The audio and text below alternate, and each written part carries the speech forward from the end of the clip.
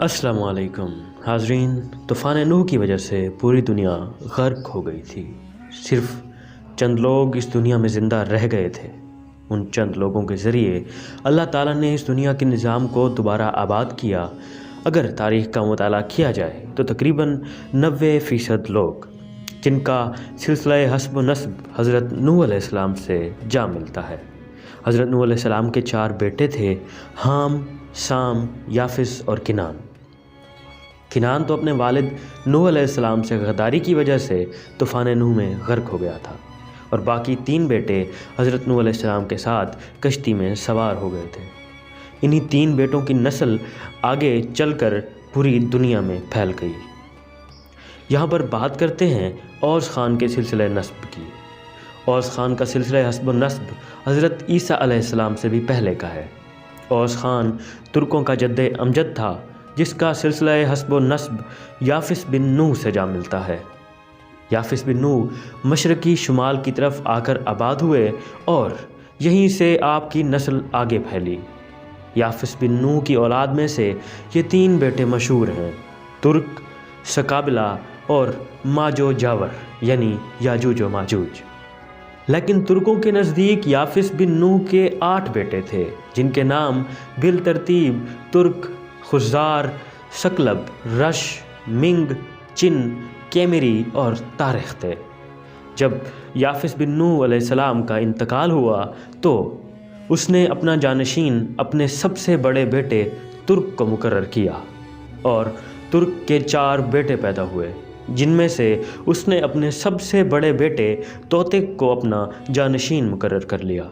मौर्रखीन अबुल गाज़ी और रशीदुद्दीन हमदानी के मुताबिक तुर्क की 5वीं नस्ल में अन-नज्जा ख़ान का जिक्र मिलता है। अन-नज्जा ख़ान की बीवी ने 2 जुड़वा बेटों को जन्म दिया, ततार और मंगोल। बिल तरतीब ये उनके नाम थे। ततार और मंगोल ने अपने जद्दे अमजद तुर्क की सल्तनत को 2 हिस्सों में तकसीम कर दिया और उनके नामों पर मंगोल और ततारी कबीले वजूद में आए। ये कबीले दरियाए जीजून के करीब आबाद थे, जिसे मावराउन नहर भी कहा जाता था। मावराउन नहर वस्त एशिया के उस इलाके को कहा जाता था जिसमें मौजूदा उज़्बेकिस्तान, ताजिकिस्तान और जनूब मगरबी काज़ाकिस्तान के इलाके शामिल हैं। मौर्रख अबुल गाज़ी मंगोल या मुग़ल ख़ान के 4 बेटों का जिक्र करते हैं, कुर ख़ान, उर ख़ान, किर ख़ान और कारा ख़ान। जैसे जैसे नस्ल आगे बढ़ती गई, अल्लाह ताला की वहदानियत का अक़ीदा भी मान पड़ता गया। कारा ख़ान तक तकरीबन तमाम तुर्क बेदीन हो चुके थे और इस्लाम से दूरी इख्तियार कर चुके थे। कारा ख़ान के यहाँ एक बेटे की पैदाइश हुई, जिसका नाम रखा गया औस ख़ान। औस ख़ान के मुताल्लिक़ चंद नाकाबिले यकीन रिवायात भी मौजूद हैं। रिवायात से मालूम होता है कि ये बच्चा पैदा होने से पहले ही अपने वालदा के ख्वाब में आता था और जब औस ख़ान की पैदाइश का वक्त करीब आया तो वो अपनी वालदा के ख्वाब में आया और कहा कि मैं इस वक्त तक पैदा नहीं होऊंगा जब तक तू दीन इस्लाम कबूल नहीं करती। ये ख्वाब वो 3 रातों तक देखती रही। आखिरकार उसने मज़हब इस्लाम कबूल कर लिया, लेकिन ये बात हर एक से छुपा के रखी क्योंकि औस ख़ान का वालिद कारा ख़ान दीन इस्लाम का सख्त मुखालिफ और दुश्मनों में से था। जैसे ही कारा ख़ान की बीवी ने अपना मज़हब तब्दील किया, उसी दिन ही औस ख़ान पैदा हो गया। तुर्क इसी वजह से औस ख़ान की वालदा को अपनी ग्रैंड मदर का दर्जा देते हैं कि उसने हिम्मत व बहादुरी से दीन इस्लाम कबूल किया था। औस ख़ान ने पैदा होने के बाद सिर्फ़ 1 दिन अपनी माँ का दूध पिया और 1 दिन में ही बातें करने लगा।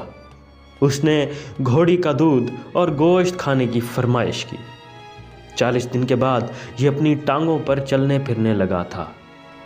बज़ाहिर ये बातें अजीब सी लगती हैं, लेकिन रिवायात का हिस्सा हैं, इसलिए आपको सुनाई जा रही हैं।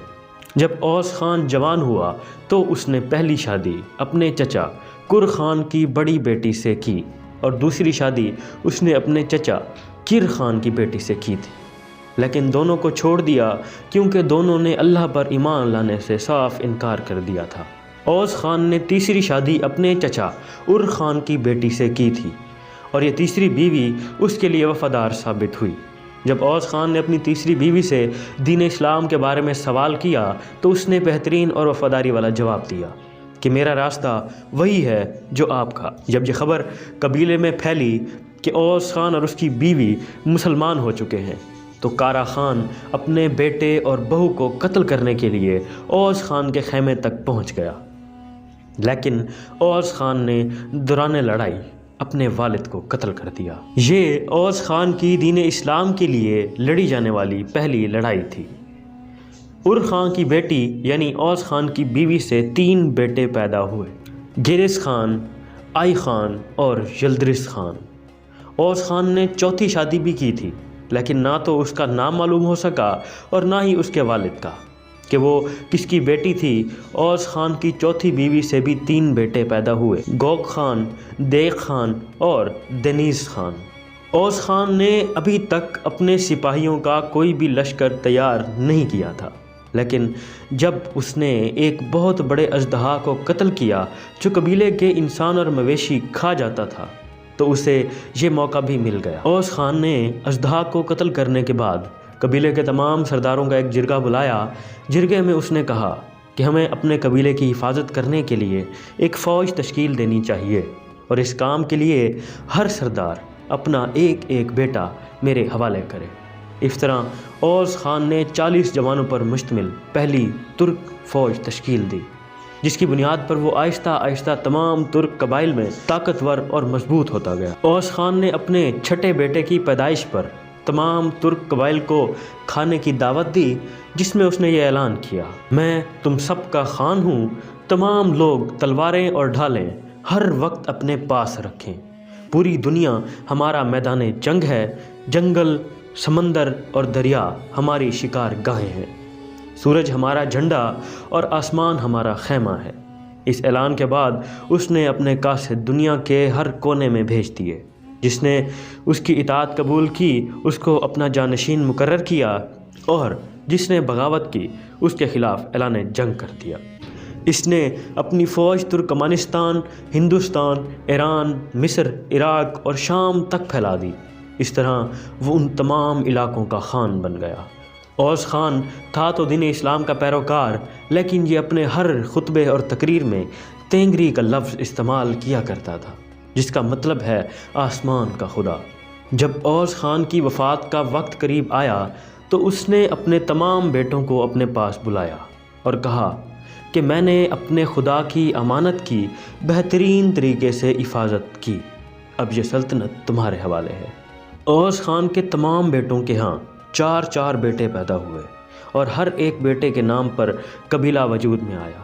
اس طرح اوس ترکوں کے 20 یا 24 قبائل وجود میں آئے۔ ان میں ایک قبیلہ کائی قبیلہ بھی تھا، جس کا سردار سلمان شاہ تھا، اور سلمان شاہ کا بیٹا ارطغرل اور ارطغرل کا بیٹا عثمان غازی تھا، اور آخرکار عثمان غازی عظیم سلطنت عثمانیہ کا بانی بنا، اور یہ سلطنت 600 سال تک اس دنیا پر حکومت کرتی رہی۔